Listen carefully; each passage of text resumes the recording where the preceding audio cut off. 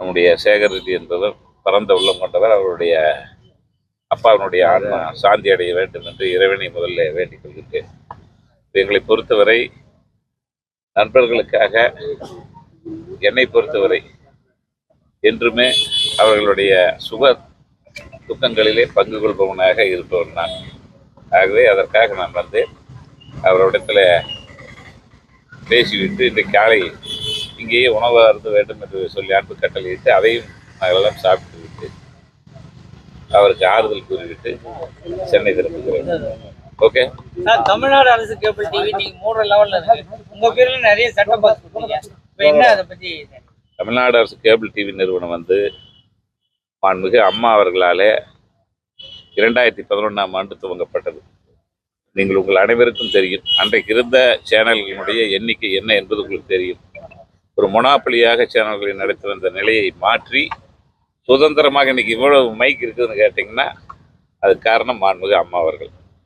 அம்மா அவர்கள் அன்றைக்கு முழுமையாக தமிழகம் முழுவதும் யாரெல்லாம் தொலைக்காட்சிகளை துவங்குகிறார்களோ அவர்களுக்கெல்லாம் கொடுக்க வேண்டும் என்று சொல்லி அனைவருக்கும் கொடுத்ததன் விளைவுதான் இன்றைக்கு ஊடகங்கள் பெருகி இருக்கின்றன. நல்ல செய்திகள் இன்றைக்கு வருவதற்கு காரணம் மாண்புமிகு அம்மா அவர்கள்.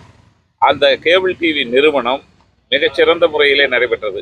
குறிப்பாக சொல்ல வேண்டும் என்று சொன்னால் லாபகரமாக துறையாக 7 கோடி ரூபாயை நாம் நம்முடைய அரசு கேபிள் டிவி நிறுவனத்தில் இருந்து அரசுக்கு வழங்கினோம். ஆனால் இன்றைக்கு என்ன நிலைமை என்று பார்த்தால் செட்டாப் பாக்ஸுகளை அவர்கள் வாங்கவில்லை.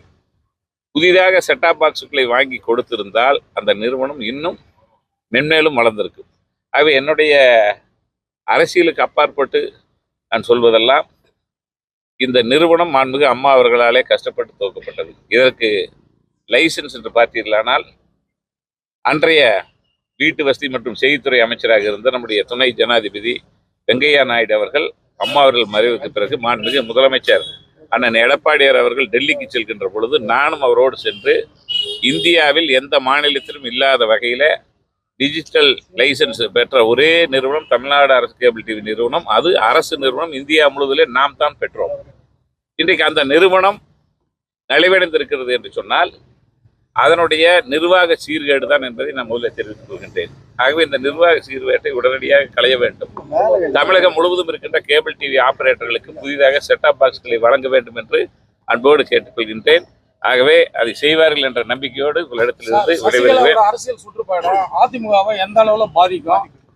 இதெல்லாம்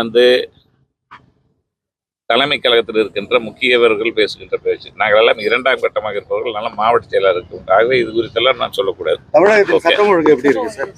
சட்டம் ஒழுங்கு பற்றி தான் எங்களுடைய எதிர்க்கட்சி தலைவர் தினமும் அறிக்கை கொடுத்துக் கொண்டிருக்கின்றார். என்ன நடப்பது என்பதை முழுமையாக அறிக்கை கொடுத்துக் கொண்டிருக்கின்றார். சட்டம் ஒழுங்கு எப்படி சீர்கெட்டிருக்கிறது? ஒட்டுமொத்த தலித் எதிர்ப்பா இருக்குதா இப்ப இருக்கிற சூழ்நிலை? அப்படியெல்லாம் கிடையாது. என்னன்னு கேட்டீங்கன்னா எங்களுடைய பொதுச் செயலாளர் இது குறித்து விரிவாக விளக்கமாக சொல்லி இருக்கின்றார். ஆகவே எங்களை பொறுத்தவரை இது அனைத்து இந்திய அண்ணா திராவிட முன்னேற்ற கழகம் அனைத்து சமுதாயத்தினுடைய இயக்கம். ஆகவே அதிலே எங்களுக்கு மாறுபட்டு கருத்து. பாதகம் செய்பவரை கண்டால் நாம் பயங்கொள்ளலாகாது பாப்பா, மோதி மிதித்து விடு பாப்பா, அவர் முகத்தில் உமிழ்ந்து விடு பாப்பா. அண்மை செய்திகளை உடனுக்குடன் தெரிந்து கொள்ள இணைந்திருங்கள் இயம்நாடு தொலைக்காட்சியுடன்.